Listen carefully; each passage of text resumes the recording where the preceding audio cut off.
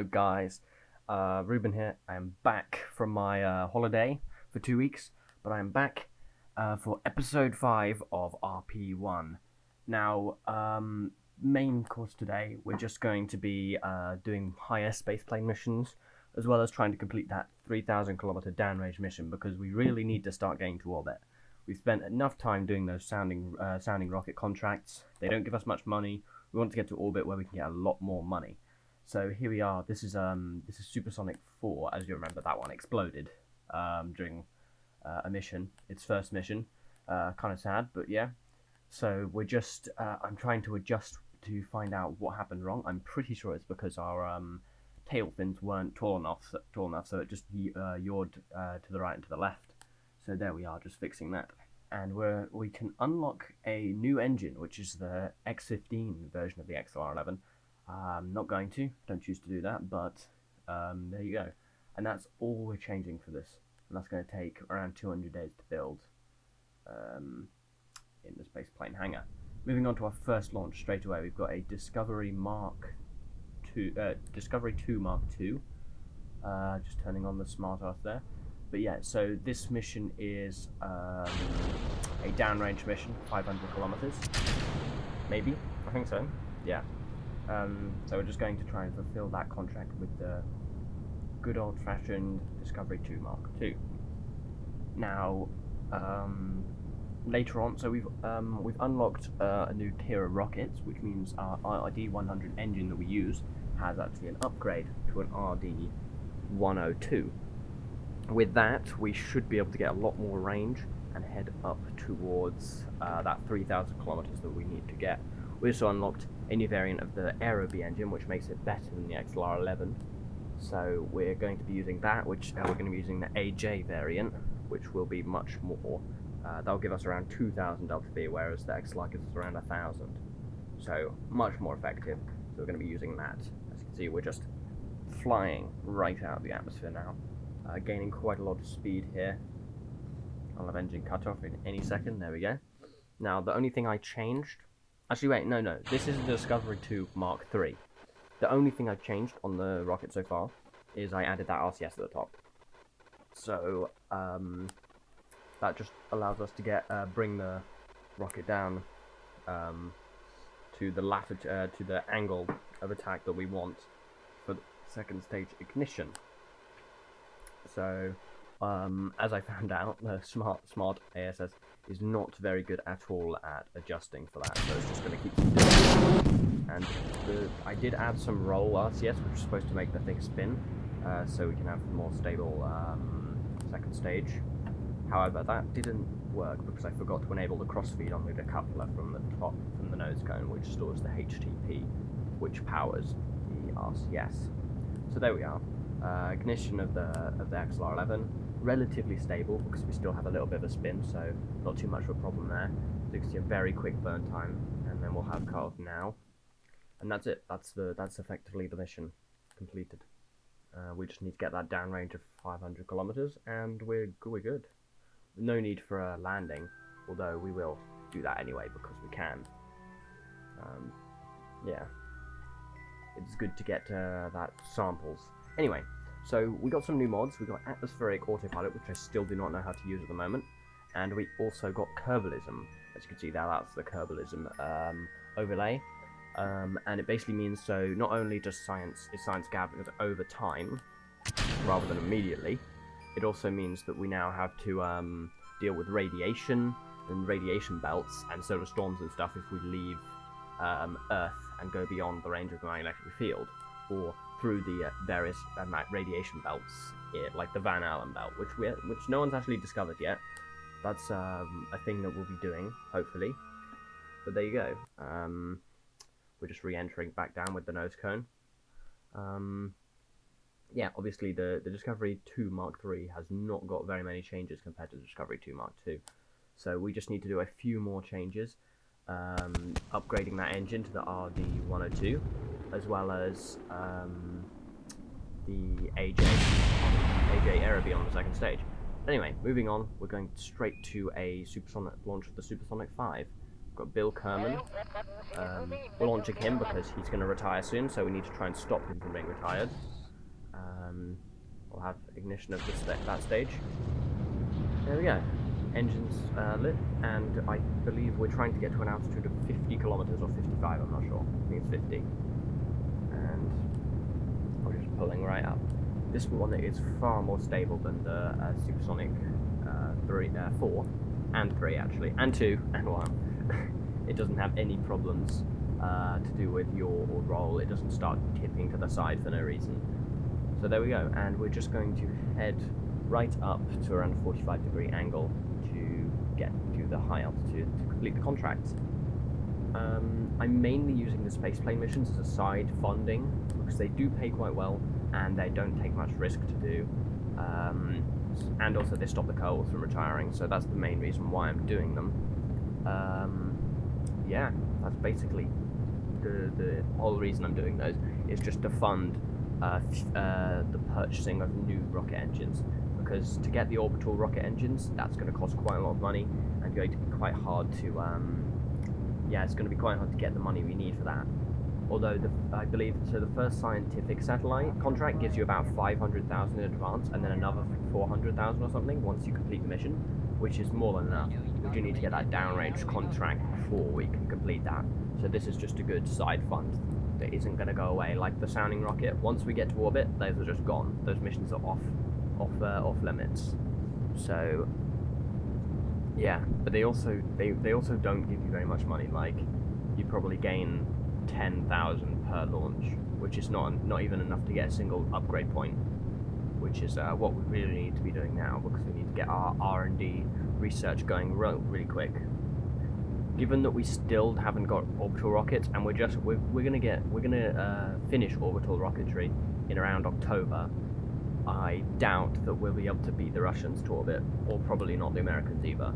But oh well, we'll just take our own time. Anyway, there we have engine cutoff, and we're just cruising up to 50,000. There we go, got the contract. Just experimenting with the engine, but it's slightly offset, which means that it just tips either way when we fire it, because there's basically no air at this altitude. So that's not really a success. I was just trying to get the 1.2 kilometers per second crude record, which we should be able to get, given that we're going to be descending. We're descending now, actually, and we're quite aerodynamic, so we should be able to speed through the atmosphere and grab that record. So we're just descending now, very slowly through the atmosphere. I do have to say, Scattro just makes the atmosphere look so much better, and I just love, even if you don't really get to see the environmental enhancements very often yet, it is just a lovely addition to the game, especially once we start getting into orbit. It'll just be so much nicer. And then we have just trying to burn the engine a little bit more so we get that speed record. Yeah, and we're just descending down through the atmosphere relatively quickly now. And there we go, grab that speed record. That's another, I think, 12 grand for basically for free, because I can relaunch this several times. So after, like, for a second and third launch of this, I basically just have to pay for a new parachute, the new engines, and fuel, and that's it. Whereas before I would have to pay for the entire plane. So that's good. Yeah, it's an improvement from the last the last variants, which had a habit of just exploding or spinning out and stuff. So I'm very happy with this addition, only with a very small change. So there we have it, and we're just banking round, slowing ourselves down a bit as we come closer and closer to those clouds. And yeah, it's very good mission. But no problems so far. Hopefully we won't have any problems in the future with the supersonics. Trying to think of what to talk about. Yeah, so we're just coming back in, going still just over the speed of sound. Oh yes, okay, Kerbalism, right?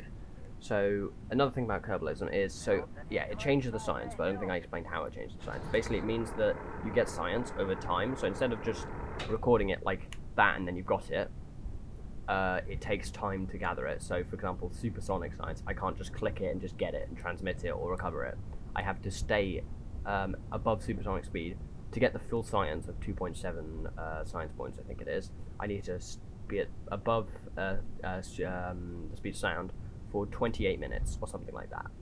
So we'll eventually accumulate that over time. I do go in for a landing, but I kind of lose confidence and just deploy the parachutes because the landing gear on this is just far too narrow and unstable, so I don't want to risk losing Bill Kerman. I'm not sure what sort of punishments or anything there would be for losing a crew, but I can't see it as a good thing at all. So there we are, contract complete. Another 12 grand, basically for free. And we'll move on to another launch. So this is our downrange test. We've added a few things. We've added, as you can see at the base, you might be able to see those just above the fins. We've added some Sepatrons, which fire sideways to spin up the second stage. This has the RD-103 engine. As you can see, the thrust-to-weight ratio on this thing is absolutely insane now. So I basically immediately turn over to 70 degrees in order to maximize how much horizontal velocity we get from the first stage. And as you see, we're already past the speed of sound. At 2 kilometers up, we're past the speed of sound. We're coming up on 2 times the speed of sound now. Yeah, this thing's just insane. The trajectory we have to follow is just so we have to turn very quickly. And again, we're already past the speed of sound twice, and because of that, the fins on the second stage, which we don't even need at this point because we're going so fast, they just burn off because they're just getting too hot. So we've now only got 2 fins on the second stage. First stage engine RD-102 is almost burnt out. Got insane G's there, and we'll have engine cutoff around now. There we go. And yeah, another one of the fins burns off. So we're only left with 1 fin on the second stage. In later variants, I'm just going to remove the fins altogether because they're not necessary. Activating the RCS, turning off Smart ASS because it doesn't know how to use them. And now we're just heading up for, we're just pulling our heading down to 10 degrees above the horizon and getting ready to spin up the second stage. As you can see here, we'll do that in a second once I just type in that value, and we'll probably have it any second here, around now. There we go. As you can see, just push this makes it spin quite fast. Second stage ignition of that AJ variant. A little bit asymmetric because of that 1 fin, but obviously the spin stabilization cancels that out, and that's why that is so important. So here we are. We're just seeing how far we can get with this. We've removed the parachute to couple the biological samples. We've basically minimized our weight on the second stage as much as possible to try and get as much delta V out of this without having to develop a new rocket, because that's just more expensive and takes more time. So I hope to be able to adapt this rocket a small amount so that we can get our 3,000 kilometer downrange, and then after that hopefully orbit, because it's not too much difference between the 3,000 kilometers downrange and orbit. It's like 2,000 meters per second, which we can probably do if we added some sort of third stage, probably like just a third stage with another one of those Aerobee AJ engines. So here we are, engine cutoff. It's a substantial downrange distance, but is still not enough for the contract. For the contract, we want to be getting out. My benchmark is the Solomon Islands, which is off the east coast of America, east coast of Australia. Sorry, this is not America. Oh dear. Anyway, yeah. So we're just heading over there. The persistent rotation means that even with physics time warp on, we are still rotating, which is, well, it's a pain in the arse if we wanna not spin, but it makes the game more realistic, and that's what we're trying to do. So here we are, just re-entering the atmosphere. Yeah, very quickly start to burn up since we're coming in at 4 kilometers per second here. The part of the stage does actually survive the re-entry, which is kind of surprising. Quite a lot of the stage, actually. Most of the second stage. apart from the nose cone, funny enough. So here we are, and we're just going to come right through the clouds, plummeting right down into the ocean. There we are. A successful mission, all the same, even if there was no recovery at the end. Okay, here we are. We're moving on to another launch of our Supersonic 5. This time we're going up to 55 kilometers, so only 5 kilometers more than the last one, but they're still paying around 12,000 for it, so we might as well. And we also need to stop Bob Kerman. I think that's, yeah, Bob Kerman is who we're launching now. Don't want him to retire. So there we are, ignition of those, the AJ-10 engines. Just turning up, trying to get our direct heading just above the horizon. There we go. And now we can start heading up into the upper atmosphere. And wait, what? Engine cutoff apparently. Oh yes, okay. So I wanted to test something out on this mission because usually, so the problem is when we use the parachutes, it means that we have to go back to the hangar and replace them because it won't let us air launch it again because apparently the parachutes are still deployed. So we have to go and replace them. Problem with that is that also if we do that, for some reason it requires us to spend 100 days changing the engines. Even if I just don't touch the engines at all, it says 108 days, just because apparently the rocket is 50% changed, even though I didn't change anything. So, yeah, kind of annoying. So I wanted to try and land in the water, because that would not require us to have our parachutes deployed. Yeah, that was the idea of heading southwards instead of westerly, which we usually head, or easterly. Whatever one, it doesn't really matter with these missions, since we're not trying to land back at base because that's not exactly necessary. You can see the moon there on our right, very far away. We'll get there one day. I'm sure relatively soon actually we'll get there. Once we start getting into orbit, that's where the game really starts accelerating and we can really start our exploration of the solar system. Up until this point it's very much just getting just above the atmosphere and then falling back down. But once we have the orbital rocket engines, we should be able to go for orbit. I mean, we could probably go for orbit beforehand, but I want to get a few more contracts done, and by the time we do complete that downrange contract for 3,000 kilometers, we will have had the orbital rocketry thing, so we might as well use it.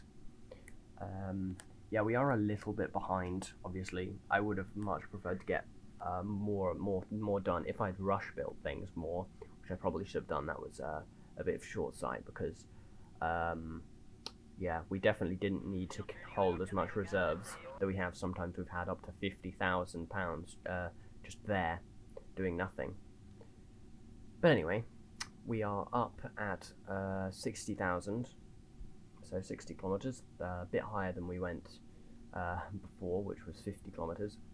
I thought we might as well go to 60 because I'm pretty sure there's a accrued altitude record there, so that's why we go there. And another engine ignition. This time it doesn't really spin out as much because I recentered the engines.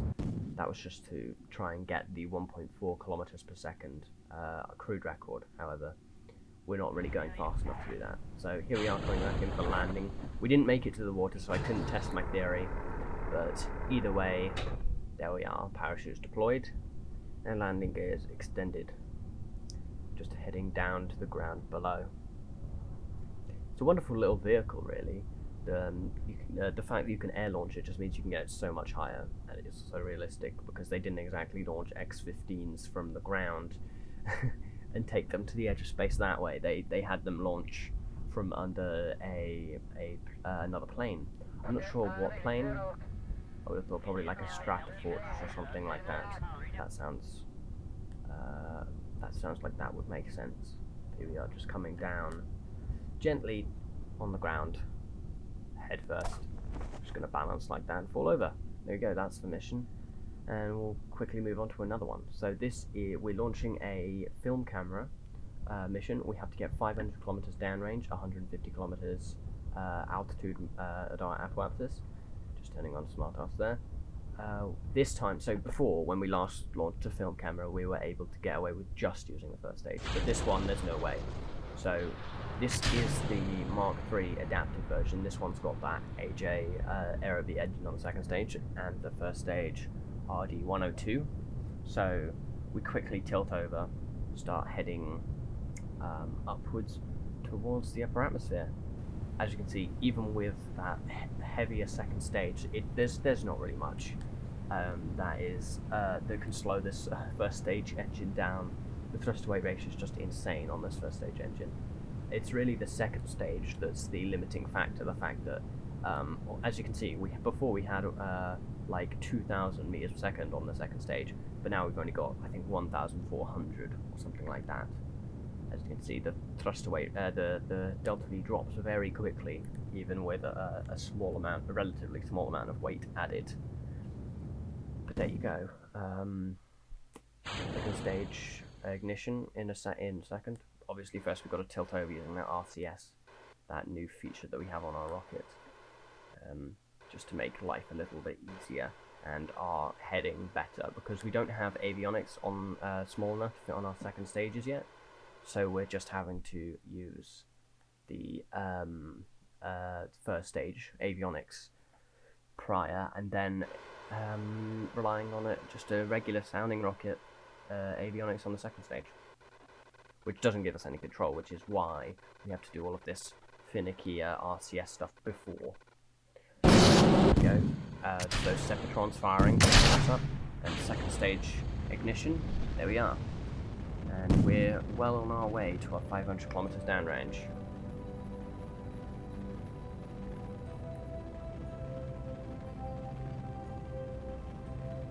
As you can see, even at this altitude, it's just stunning. The scatterer and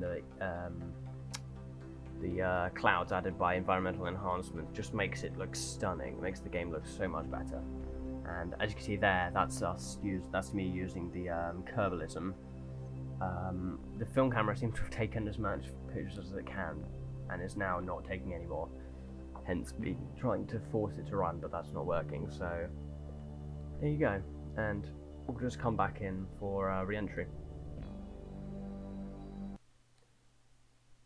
Ooh, some weird lag spike as we enter the atmosphere. Yeah, so we've still got that momentum, of course, which is going to keep us going head first a little bit.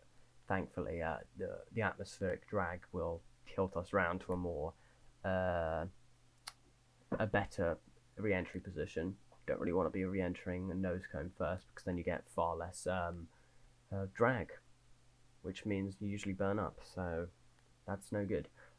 In fact, we're going to have to start using heat shield. If we want to have any orbital return missions, we'll have to use heat shields, because there's no way anything's going to survive re-entry from 7 kilometers per second. So here we are, just coming down through the atmosphere, still spinning.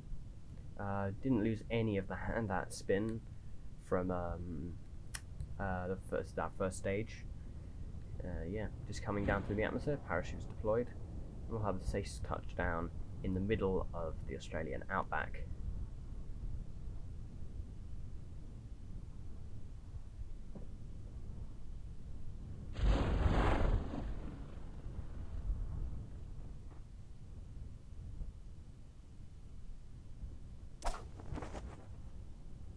So, moving on, we've got yet another launch of the Supersonic 5. I altered it. As you can see, I put much bigger landing gears on, and I also added an RCS system to make it control a bit easier of the when we're up at altitude, so we can actually fire the engines without spinning out at that altitude.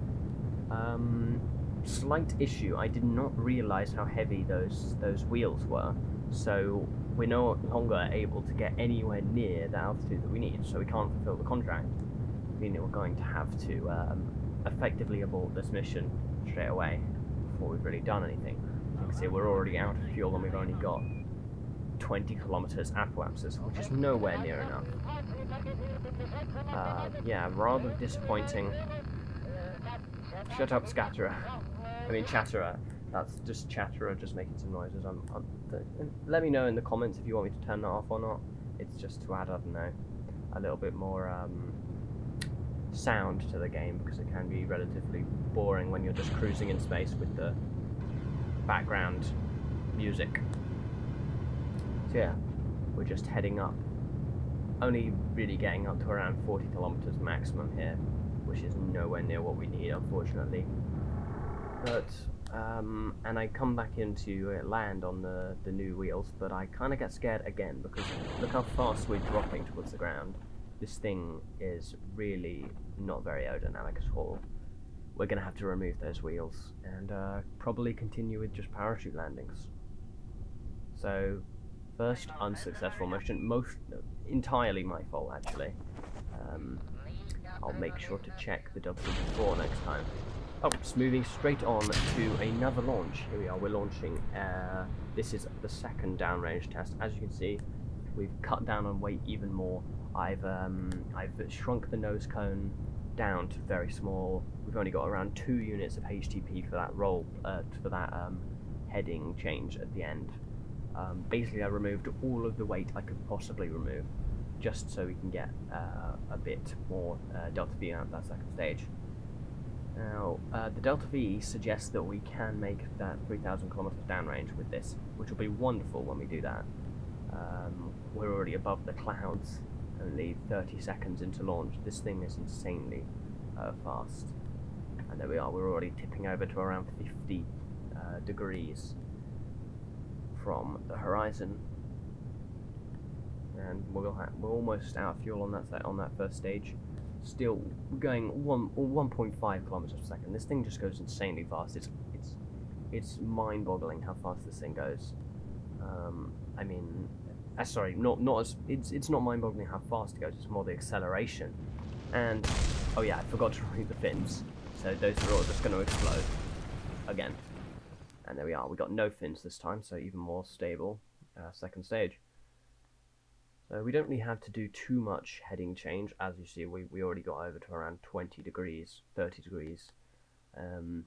We got a lot more horizontal velocity here in this flight, but just because of the second stage being quite a lot lighter without that massive nose cone, we don't really need it, given that it's only really there so we can have a large sounding payload for the contracts, which we aren't really doing many of at the moment. So we're just going to tilt over to 10 degrees, activate those roll motors in a second here. There we go. And separation. And second stage, ignition failure. That is the first aerobee failure we've had in about, I want to say, 5-10 launches. We've had the aerobee has done us well, but obviously the new AJ variant may not be as well. It's not be as reliable since it's a new engine variant. So there we are, failed to ignite. Very disappointing. But I rush built another version of it, and here we are, already on the launch pad around 80 days later. I kind of, because I was rushing it, I wasn't really focusing on getting out any more plane launches, and Bill and Bob retired. So, and Jeb and Val are going to retire in about 5 months' time, so we're going to have to get them both on a space plane flight up to high altitude so that they don't leave the space program. That'll be a bit of a shame. But we can always hire new Kerbals later down the line once we want to do a crewed launch. But yeah, here we are, coming right up through the clouds again. Those clouds, I just love them. Even if they don't really add too much, but they're just such a nice little addition. Especially when you're flying high above Kerbin or Earth, either is fine. they just make it look so much nicer. So there we go. We're approaching Miko here, main engine cutoff. Already up at 20 kilometers, going over the speed of sound several times, going around 1.5 kilometers per second again already. It's just astonishing. Oh, and this time I remembered to remove the fins on the second stage, because that's just going to make our Delta V even higher, because I just love Delta V. We just need all of the Delta V we can get out of that second stage. So here we are, engine cut off on that second stage. And we'll have the RCS activated around now, and we'll change our heading to our 10 degrees that we need for the downrange distance. I would go 0 degrees, but that means we'd fall back into the atmosphere before we reached the 3,000 kilometers that we need. So, according to the Delta V, as long as we don't have any engine failure this time, we should easily be able to get the distance we need. So we'll have, any second now, we'll have our spin up. There we are. Second stage. And ignition. There we are. And a successful lighting of that second stage AJ Araby engine. Wonderful. Exactly what we need. As you can see, our thrust to weight ratio is already through the roof once again on the second stage. And I have much higher hopes for this one than I did the last one because we've cut down on weight. We've cut down on weight dramatically. We brought about 3 units of HTP in total. We only used about half a unit of HTP, so in the future I'll probably cut it down even more. But there you go. Yeah, we're already going 3 kilometers per second. We need to get around 5 to get our downrange distance. See, the G's that this thing is pulling is insane. There we are, we're at 4.5 kilometers per second, quickly speeding up towards 5.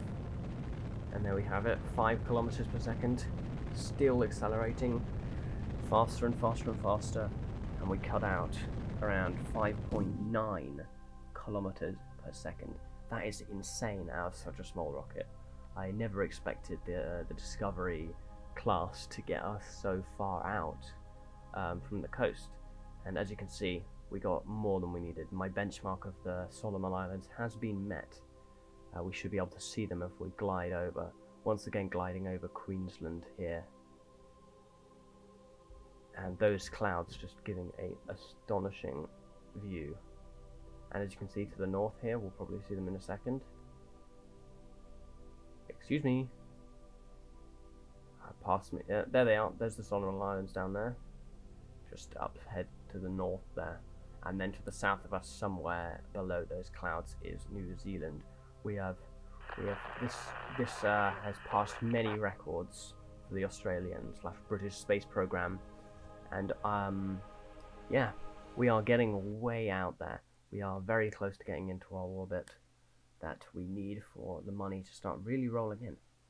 But now that we've completed this contract, we can unlock our future contracts. But that's it for this episode. Next episode we're going to have to focus on developing an orbital rocket, as well as stopping Bob and Val from retiring. But thanks for watching. Sorry about the 3-week delay, but I will see you guys all in the next video. Bye bye.